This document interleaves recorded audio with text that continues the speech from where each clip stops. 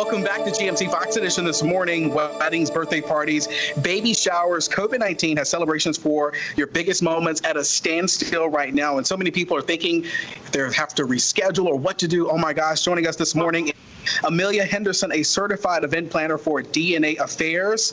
Good morning to you, my friend. Good morning. How are you? Doing well. You know, so many people have all of these events planned for 2020. Like, what do I do? So from your perspective, what do we do? All right. Well, right now, Greg, the general consensus from people that I've worked with is basically they're postponing moving into 2021 because, CDC guidelines is that they've tried to recommend you stay within 50 guests for an event. Well, what if you're planning grandma's anniversary or retirement party or something like that, and you want to invite more than 50 people? The general consensus is they're moving into 2021. But the problem with that is everybody's doing it, number one. And number two, people who have already planned for events in 2021 have already booked up key dates. So you're running into availability. That's the big problem. So you need to be flexible with your dates, thinking about a backup date, thinking about maybe doing your event on a weekday. We're seeing the popularities with Thursday events, Sunday events, because, those key dates are getting booked up quickly. And, how will all of this change the interaction with your guest? Well, Greg, you seem like me. You're a hugger, right? Of course, we know we're not supposed to do that. So we're seeing a lot of contactless greetings. People are still doing receiving lines and spreading their guests 6 feet apart, but they're doing gestures. You go through the line and you give a wink, you give an air high five. You know those viral videos of the teachers doing the funny handshakes with each student? People are now incorporating that into their events. You do something unique to each of your guests. We're seeing a lot of people doing more personalizations, meaning they're writing personal notes to their guests on the thank you cards, on their party favors and such.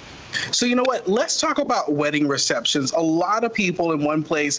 How can we still be safe and have fun? Well, Greg, you also look like you like to cut a rug. I also know you have a birthday coming up, so you probably do want to drop it low.